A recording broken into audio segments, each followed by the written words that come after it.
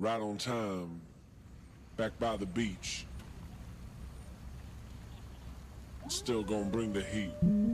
Ancient Rome lasted from 753 BC to 476 AD and covered much of modern-day Europe, the Middle East, and North Africa. This includes countries such as Italy, Spain, Portugal, Morocco, Egypt, and Iraq.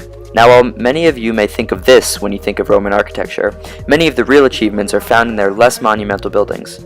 Some of these buildings include the Domus, as you can see here, which was a higher-class residential structure, the villa, bathhouses, and various other public structures. Now, many of the design achievements I'm talking about relate to present-day passive housing and their ability to heat and cool structures, all without the use of electricity. For clarification, a passive house is an ultra-low energy building that requires little energy for space heating or cooling. This means that the building uses carefully designed construction techniques and forms in order to regulate the climate of the building without the use of excessive energy or technologies. With this recession from technological climate control to design-based climate control, we can see many passive design concepts echoed from ancient Roman structures to today's passive houses. Here are some examples.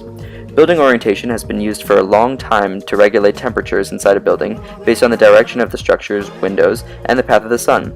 The famous Roman architect Vitruvius created guidelines dictating which types of rooms should have exposure to which directions based on the uses of the specific room.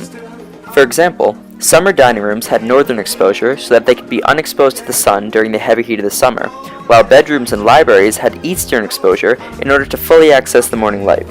Additionally, the angle of windows and roofs was widely used to regulate temperatures.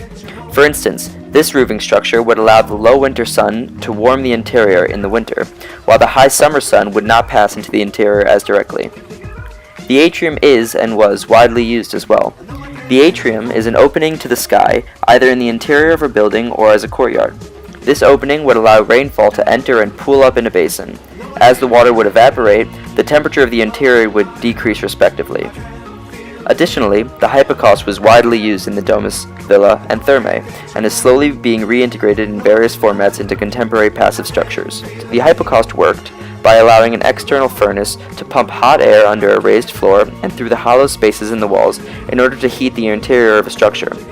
This was widely used in the bathhouses of Rome, as well as in many of the residential structures, with rooms that were meant to be cooler placed further away from the furnace, while rooms that were meant to be warmer were placed closer to the furnace.